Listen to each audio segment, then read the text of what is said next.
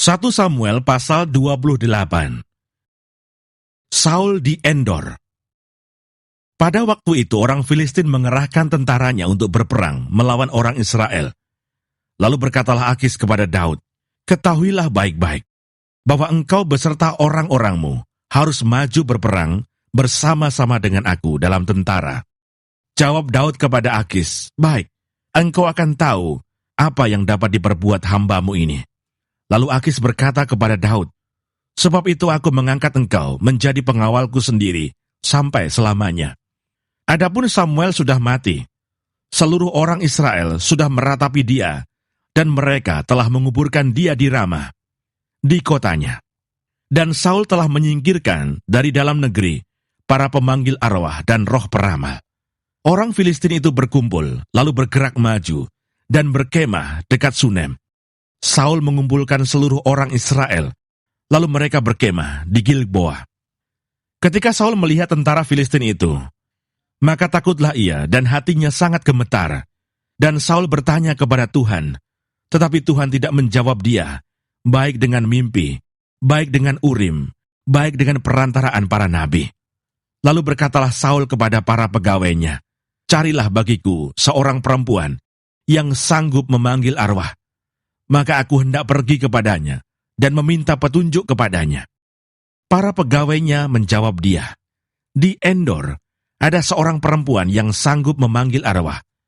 Lalu menyamarlah Saul. Ia mengenakan pakaian lain, dan pergilah ia dengan 2 orang. Ketika mereka pada waktu malam sampai kepada perempuan itu, berkatalah Saul, "Cobalah engkau menenung bagiku dengan perantaraan arwah, dan panggillah supaya muncul kepadaku orang yang akan kusebut kepadamu."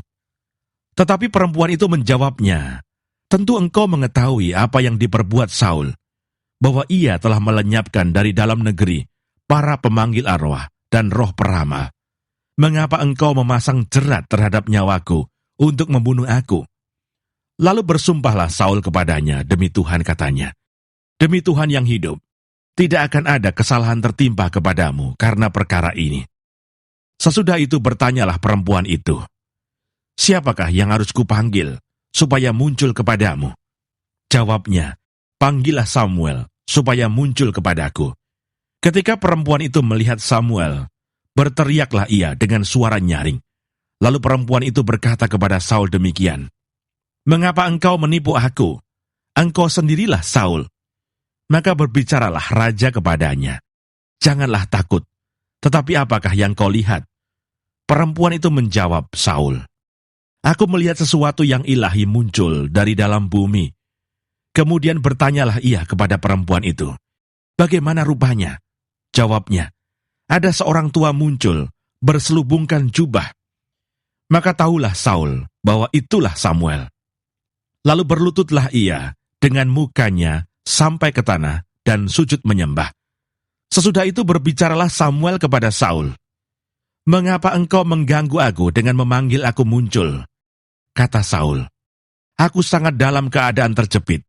Orang Filistin berperang melawan aku, dan Allah telah undur daripadaku. Ia tidak menjawab aku lagi, baik dengan perantaraan nabi maupun dengan mimpi. Sebab itu aku memanggil engkau, supaya engkau memberitahukan kepadaku apa yang harus kuperbuat." Lalu berbicaralah Samuel, "Mengapa engkau bertanya kepadaku, padahal Tuhan telah undur daripadamu dan telah menjadi musuhmu?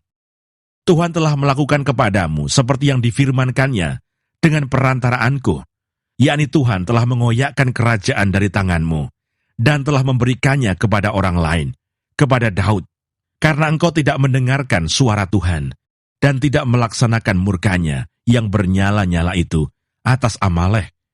Itulah sebabnya Tuhan melakukan hal itu kepadamu pada hari ini. Juga orang Israel bersama-sama dengan engkau akan diserahkan Tuhan ke dalam tangan orang Filistin. Dan besok engkau serta anak-anakmu sudah ada bersama-sama dengan daku. Juga tentara Israel akan diserahkan Tuhan ke dalam tangan orang Filistin."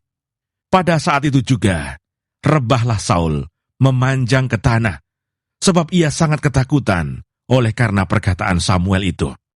Juga tidak ada lagi kekuatannya, karena sehari semalam itu ia tidak makan apa-apa.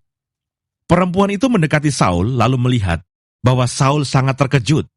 Kemudian berkatalah perempuan itu kepadanya, "Lihat, budakmu ini telah mendengarkan permintaanmu. Aku telah mempertaruhkan nyawaku dan mendengarkan perkataan yang kau katakan kepadaku. Oleh sebab itu kiranya engkau pun mendengarkan permintaan budakmu ini.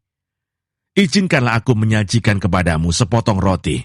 Makanlah, supaya ada kekuatanmu apabila engkau berjalan pula." Tetapi Saul menolak dan berkata, "Aku tidak mau makan." Tetapi ketika para pegawainya serta perempuan itu juga mendesak, maka didengarkannyalah permintaan mereka.